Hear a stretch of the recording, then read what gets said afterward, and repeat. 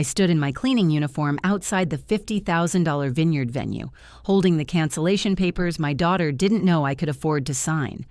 Ashley had just told 300 wedding guests that her embarrassing maid mother wasn't welcome at her own daughter's wedding.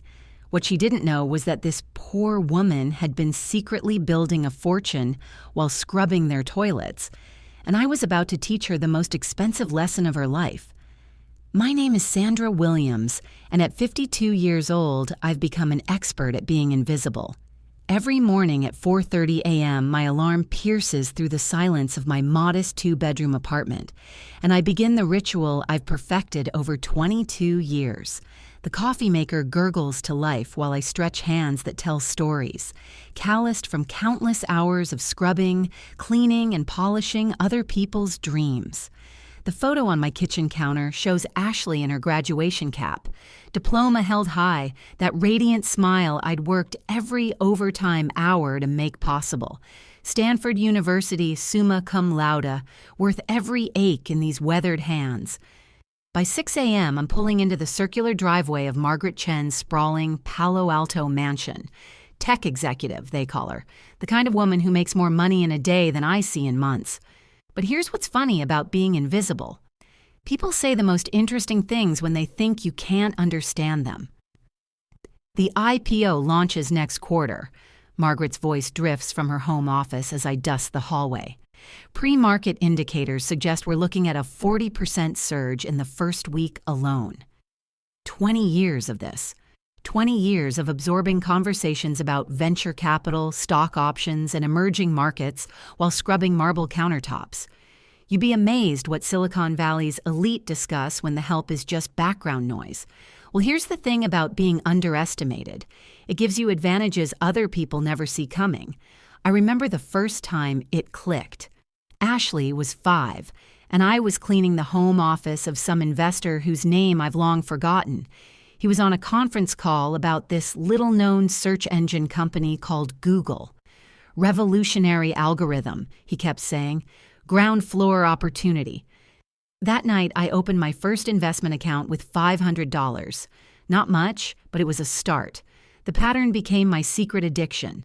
Amazon discussions while vacuuming executive boardrooms, Netflix predictions during kitchen deep cleans, Tesla conversations that happened right over my head while I organized closets, every company name, every stock tip, every market prediction. I absorbed it all like a financial sponge disguised as a maid. But the real skill wasn't just listening. Anyone can eavesdrop. The art was in researching, understanding, and making calculated bets with money I couldn't afford to lose. Every extra dollar from overtime shifts went straight into my growing portfolio. Ashley never knew, of course. How could she? To her, I was just Mom, the woman who worked cleaning jobs to pay for her private school, her tutoring, her college applications.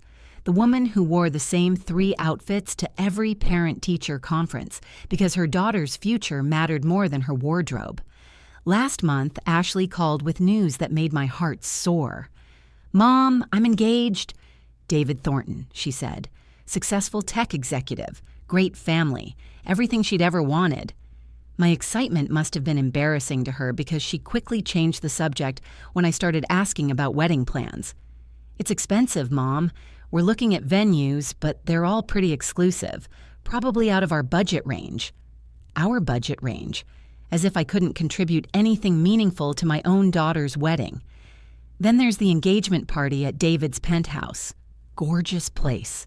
Successful people everywhere, and Ashley introducing me with the enthusiasm of someone presenting a dental bill.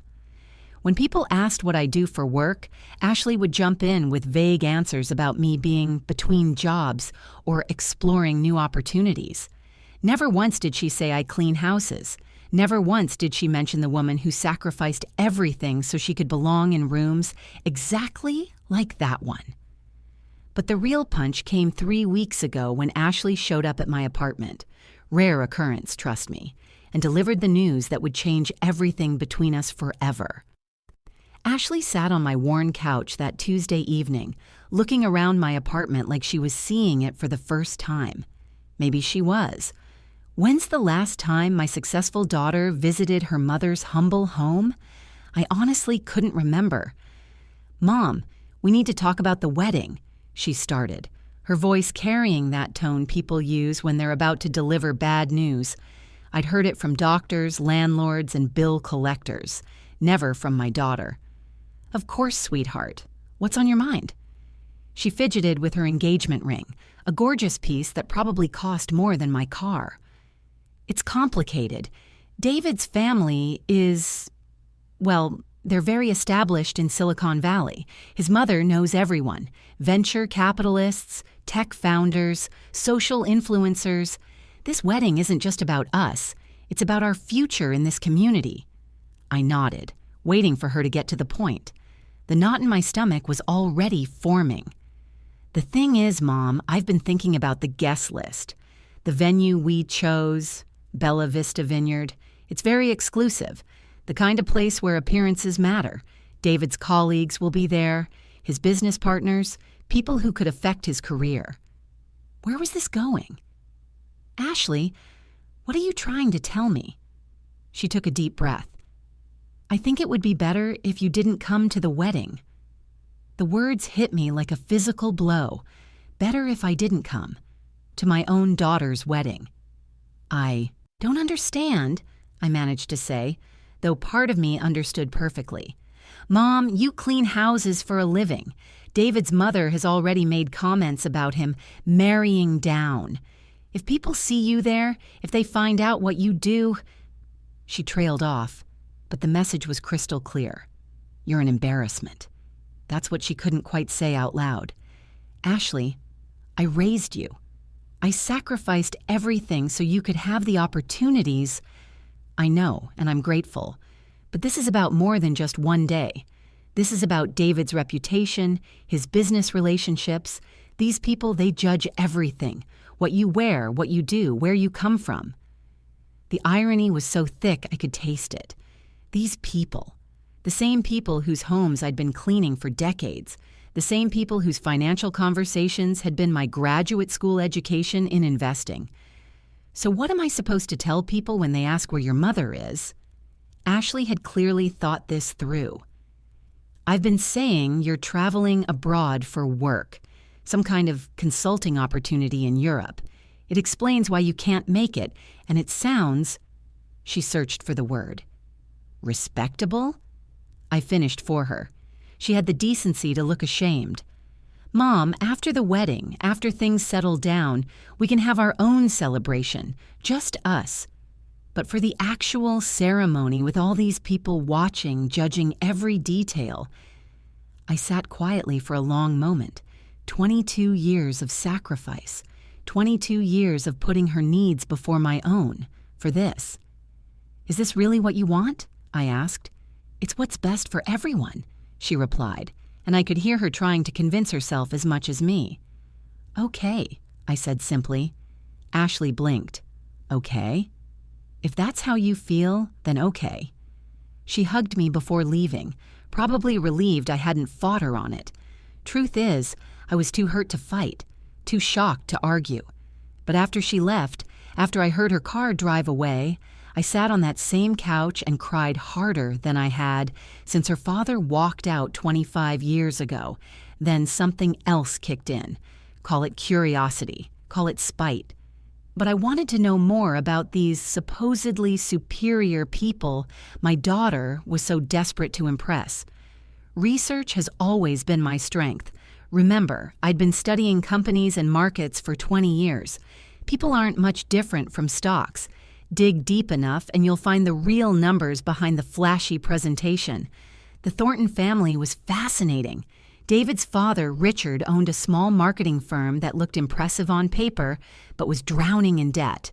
Their Marin County house, second mortgage, his mother Linda's charity work and social events, all funded by credit cards and loans against their home equity. They were living on image alone.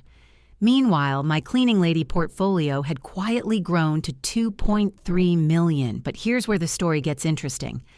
Ashley had chosen Bella Vista Vineyard for her wedding, $50,000 for the venue alone.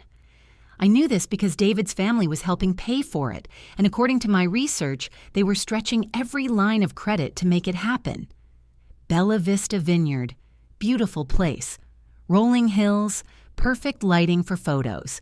The kind of backdrop that screams success and sophistication. Exactly what Ashley wanted for her image-perfect wedding. So I called them. "I'm interested in learning more about your property," I told the owner, Elena Rodriguez. "Not for an event, for investment purposes." Turns out Elena had been trying to keep the vineyard afloat for 3 years. Beautiful location, solid business model, but cash flow problems were killing her. She needed an investor or a buyer, and she needed one fast. "How much would you want for the entire property?" I asked. $1.8 million, she said, probably expecting me to hang up. Instead, I set up a meeting. 2 days later, I drove to Bella Vista in my 15-year-old Honda. Elena was waiting in the main office, contracts spread across her desk. We spent 2 hours going over financials, property details, and her vision for the vineyard's future. "I'll buy it," I told her. "Cash offer, $1.8 million. We close in 48 hours. She stared at me like I'd grown a second head. "I'm sorry, did you say cash?" "Through my investment company, Silent Partner Investments. You'll have the money in your account by Thursday." Thursday was 2 days before Ashley's wedding. Elena practically cried with relief. For her, I was a lifesaver. For me, it was justice with a price tag. The paperwork went through exactly as planned.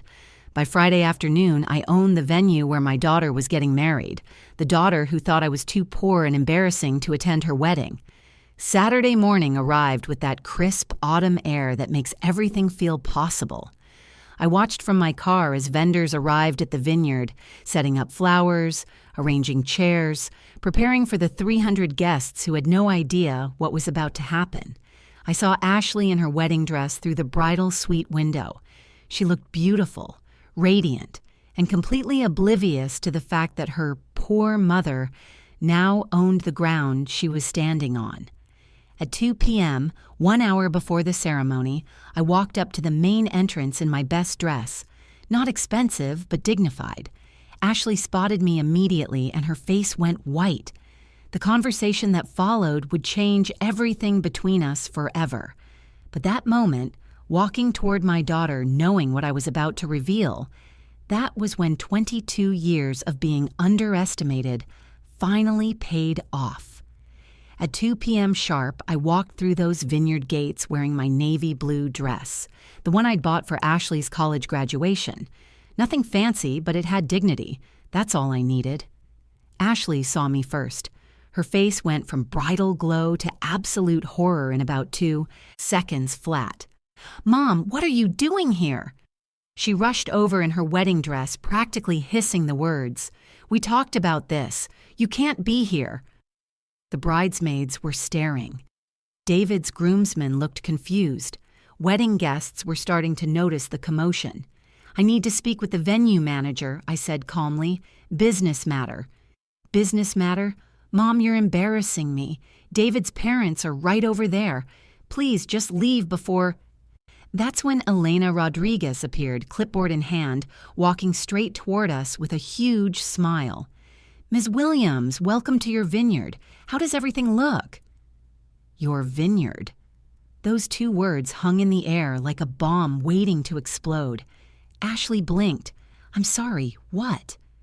Elena kept talking, completely oblivious to the family drama unfolding. "The renovations we discussed can start Monday, if you'd like. The new kitchen equipment should arrive by Wednesday." David's father, Richard, had wandered over with that condescending look rich people wear when they think someone's made a mistake. "Excuse me, but I think there's been some confusion. This woman is the help." The help. There it was. I pulled out my phone and showed Elena the contract confirmation. "Everything looks perfect, Elena, but I'm afraid we need to discuss the immediate closure." Ashley was frantically trying to piece this together. "Mom, what is she talking about? What closure?" Here's the thing about moments like these. They move in slow motion and lightning speed at the same time. I watched my daughter's face as the pieces started falling into place. Ashley, meet the new owner of Bella Vista Vineyard, I said quietly. Silent Partner Investments, that's my company. The color drained from her face. That's impossible. You clean houses, you don't have… $2.3 million, I finished. Well, 2.8 before I bought this place. Turns out 20 years of listening to your tech executives talk about stock picks pays off. David appeared at Ashley's side, still not understanding. What's happening? Who is this woman? This woman, I said, is the mother your fiancé was too embarrassed to invite to her own daughter's wedding. Richard Thornton laughed. Actually laughed. Come on, this is ridiculous. A house cleaner can't afford… I handed Elena an envelope. The closure notice. Effective immediately. Family emergency requires us to shut down all operations today. Elena's face fell, but she nodded. She knew this was part of our agreement. I'd paid her extra for the inconvenience. The reality hit Ashley like a truck. You're canceling my wedding. Your wedding was already canceled when you decided I wasn't good enough to attend it. Chaos erupted. 300 guests were starting to realize something was wrong. Vendors were looking around confused. David's mother was having what looked like a panic attack. I pulled out a second envelope and handed it to Ashley. Your wedding gift from the embarrassing maid mother. $50,000. Exactly what you paid for this venue. Ashley opened it with shaking hands. The check was real. I spent 22 years sacrificing so you could have opportunities I never had, I said, my voice steady despite my breaking heart. I learned about Tesla while cleaning Elon's investor's bathroom. I bought Amazon stock while dusting Jeff's mentor's office. I never asked for gratitude, Ashley, just respect. The wedding guests were murmuring now. Vendors were packing up. David looked like he might faint. You decided my love wasn't worth having at your wedding, so my money isn't worth having for your wedding either. I turned and walked away, leaving behind 300 confused guests and one daughter who finally understood exactly how much she'd underestimated the woman who gave her everything. But this story isn't over yet. I drove home in silence, my hands shaking on the steering wheel. 22 years of planning, sacrificing, and loving had led to this moment. The moment I had to teach my own daughter that respect isn't optional, even from family. My phone started buzzing before I even reached my apartment. Ashley, David, numbers I didn't recognize. I turned it off.